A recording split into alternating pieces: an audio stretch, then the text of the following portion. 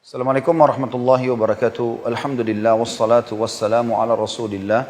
Segala puji dan puja kehadirat Allah Subhanahu wa taala, juga salawat dan taslim kepada Nabi besar Muhammad sallallahu alaihi wasallam.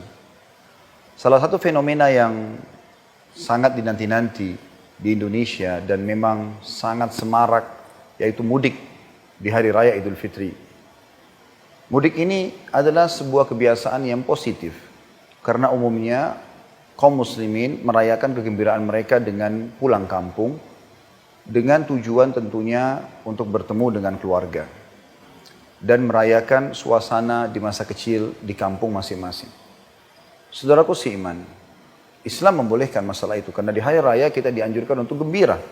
Salah satu kegembiraan adalah kita mudik bertemu dengan keluarga. Tetapi ada beberapa pesan yang kami ingin sampaikan dan mudah-mudahan pesan ini bisa bermanfaat tentunya. Yang pertama, saudaraku seiman, mudik pulang itu diniatkan dalam hati untuk silaturahim dengan keluarga.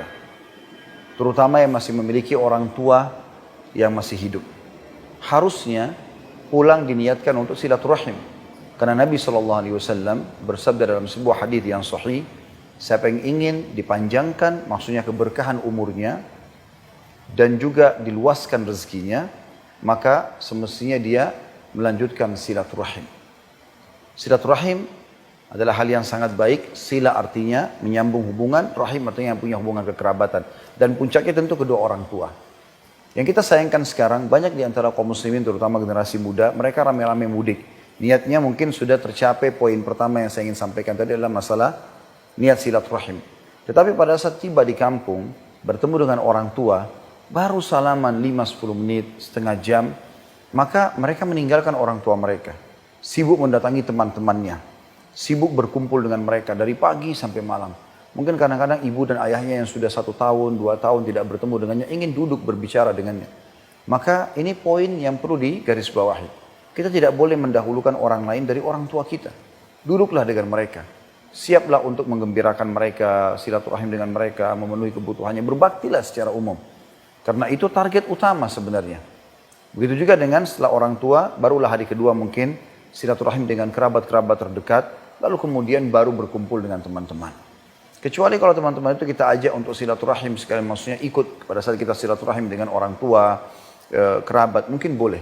Tetapi kalau kita hanya duduk 5-10 menit, setengah jam, 1 jam dengan orang tua, kemudian ibu sudah masakan kesukaan kita, ayah merindukan atau rindu mendengarkan cerita kerja kita, misal di kota yang kita sedang bekerja, atau pengalaman kita, atau melihat cucunya, ya, merupakan anak-anak walaupun yang sudah berumah tangga, atau melihat anak mantunya misalnya, maka ini ya, jangan sampai diluputkan. Karena kadang-kadang orang seperti itu langsung sibuk cari makanan favoritnya, teman-teman dekatnya, maka ini keliru. Oleh karena itu, di mudik ini yang pertama, perhatikan baik-baik adalah masalah niat silaturahimnya. Yang kedua, ada juga orang mengistilahkan dengan mudik, tapi sebenarnya dia bukan pulang ke kampungnya misalnya. Dia sekalian rekreasi ke kota lain. Ya, tapi diistilahkan juga mudik karena dia mungkin pulang di hari raya Idul Fitri, baik ketemu kerabatnya ataupun dia ke kota-kota yang lainnya untuk menikmati liburan bersama keluarga. Ini positif saja, ini juga boleh karena termasuk hal yang mubah, rekreasi dengan keluarga. Tetapi yang perlu digarisbawahi saudaraku seiman, jangan sampai Anda berbuat kemaksiatan. Akhirnya banyak orang pergi ke kolam renang, menonton aurat-aurat yang haram, atau pergi ke pinggir pantai atau tempat rekreasi umumnya, lalu mereka lupakan sholat. Dan seakan-akan Idul Fitri itu adalah pesta merayakan terbukanya lagi pintu kemaksiatan. Dan ini salah sekali. Ini pemahaman yang keliru. Karena banyak orang yang keliru mengucapkan Alhamdulillah pada saat Idul Fitri. Lisannya mengatakan Alhamdulillah. Tapi Alhamdulillahnya bukan karena saya siap menerapkan ilmu Ramadan. Sudah terbiasa puasa, sekarang puasa. Terbiasa sholat malam, sekarang dengan mengerjakan sholat tahajud. Terbiasa zikir, baca Quran, sholat di masjid. Apalah semua itu kita kerjakan juga setelah Ramadan. Terbiasa juga menjaga diri dari kemaksiatan di bulan Ramadan dan juga dijaga setelah Ramadan. Ini poin juga tidak kalah penting harus diperhatikan. Maka pada saat Anda menggunakan liburan Anda, gunakan dalam ketaatan kepada Allah Subhanahu wa taala. Karena kita gembira atas nikmat Allah, maka kita pun harusnya menunjukkan kepada Allah Subhanahu wa taala nikmat tersebut. Yang ketiga, pesan kami tentunya agar teman-teman yang mudik ini menjaga adab dan tata krama.